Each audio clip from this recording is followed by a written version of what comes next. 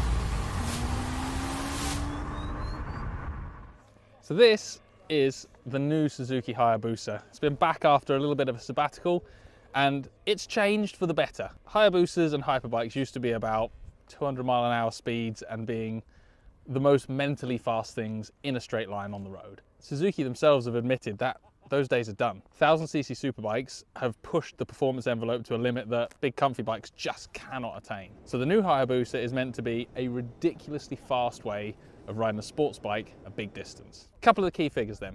190 horsepower, 264 kilograms. That does sound like it weighs as much as a tank, and I won't lie, I was nervous of that coming to the launch, thinking it was going to feel like a big, heavy, slow old piggy. It doesn't. Don't think of this like a sports bike. This is a brutally fast motorcycle in a smooth and calm way. In a way that means the weight doesn't matter. In a way that means the huge wheelbase doesn't matter. It's all about smooth flowing progress. Now, being the latest iteration of the Hayabusa, thankfully it comes with all of the electronic rider aids that are, these days, kind of expected of any high-end motorcycle. This one has traction control, ABS, engine brake control, quick shifter, launch control, thingy.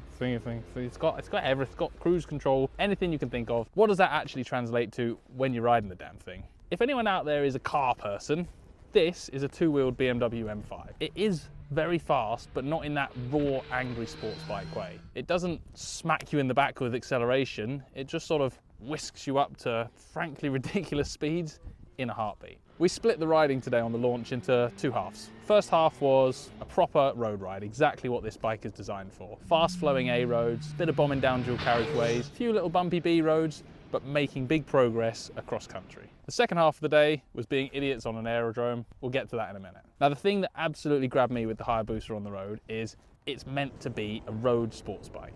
I've talked loads recently about sports tourers and whether they're more sports, more tourer, where the perfect balance is, and without riding it for yourself, you can never make that decision. The Hayabusa is definitely on the sporty end of the sport tourer spectrum. Look at the riding position. It's a proper forward, leant down, crouched behind the screen bike. On the road, that translated into a sports bike ride, but we covered ground so effortlessly.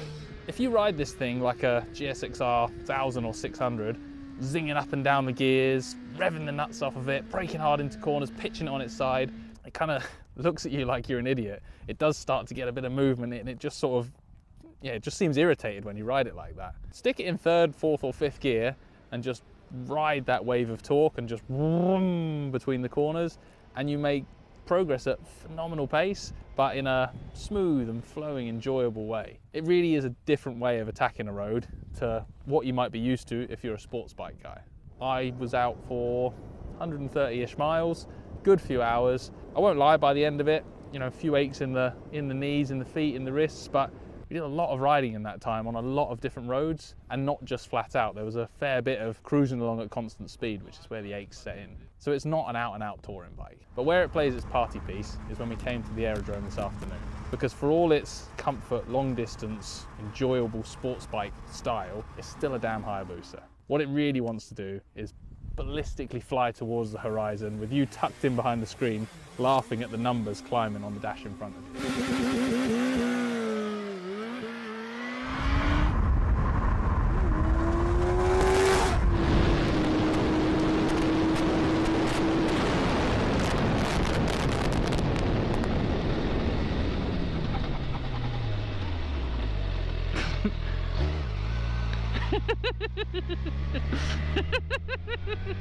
And for that, it's still got the Hayabusa soul.